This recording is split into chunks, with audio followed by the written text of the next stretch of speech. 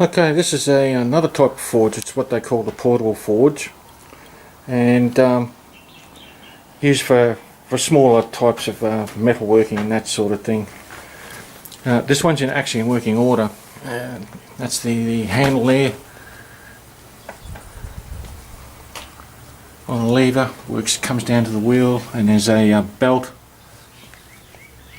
just there that drives this mechanical bellows system here, and the air comes up through here. This is normally filled with charcoal or maybe coal or wood shavings, that sort of thing, depending on what sort of fuel they want to use and how hot they want to get it. But this one actually works.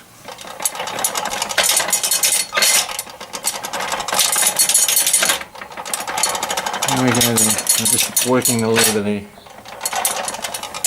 Very easy to use, and very simplistic in design but effective. Okay, we'll go over to the bigger forge. Now, going back, last time I was out here, there was a young bloke who was actually operating this forge, and he was the guy that actually made up some of those chain links for me I just showed you before in a previous video. So basically, we've got the big bellows here, and I was watching him operate it, and it's got a lever on the top. It comes out pretty much over the top of the forge itself, so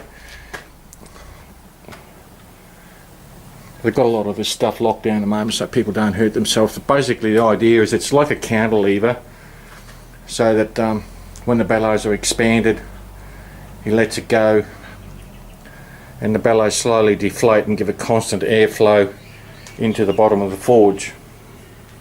At that particular time he was using steaming coal, but in the olden days, if they couldn't get coal, they would use charcoal or something very similar. Of note with these big forges is where the bellows goes into the forge itself, and what we've got here is what they call a water jacket around this area here. As you can appreciate, this gets very hot, and you've got heat transfer. This is all metal pipe here, right back to the collar. You don't want this to heat up too much, and there'll be some sort of valve in here somewhere to stop sucking back hot air back into the bellows as it's inflated again. Also, with the heat transfer of the metal, this is all leather here, is to preserve it so you don't get too much heat transfer back here. They've got what they call a water jacket on it to help try and keep this as cool as possible, and that's the pipe going up there into a drum of water. The idea being is that when this is your intake, cool the water, it heats up the water jacket, and because hot water expands, it just goes back into the drum, cools down a little bit, and you sort of got a convection water flow there where the cooler water sinks to the bottom of the drum and back through the water jacket again. So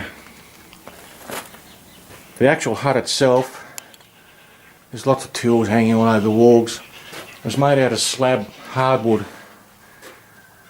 Now, back in those days, it was usually rough sawn from steam-powered lumber mills, timber mills, or even hand sawn in some cases. And a lot of the huts I've seen in this area, they were actually split, manually split. So it was hard yakka in those days. Bench vise, and this is the anvil. Now this is only a small one, and when I was here some time ago, he had the big one sitting over there, and he had it was very much customised to his needs. That's the basic anvil there, but some of them had different angles cut, holes in them and that sort of thing. And he told me that many of the older ones were actually cast in sand, and then as time went on, parts of the anvil were cast in sand and just sort of joined together like a jigsaw puzzle, and virtually heated to hold them together. So this one was made in England actually. I can just see it there.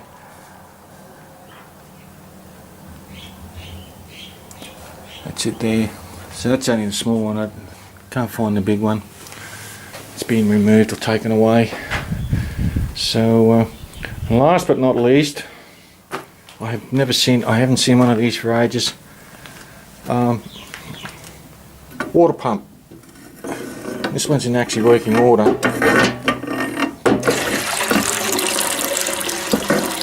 This is pumping out of a drum on the bottom. It's just to give it a water reservoir. Quite often used.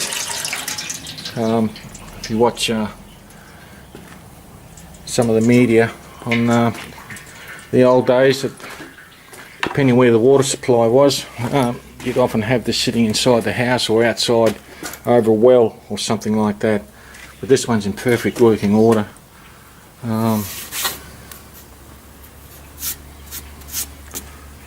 know where it was made. But, virtually it's all cast steel. Very good, very interesting. A lot more stuff I'd like to show you here, but time is against me. This place is short of volunteers at the moment. They're cleaning up after a storm a couple of days ago, so I've sort of got to wander around and use my limited knowledge of all this old gear just to give you, the viewers, some idea. Alrighty, thanks for watching. I'll go and look at a few more things.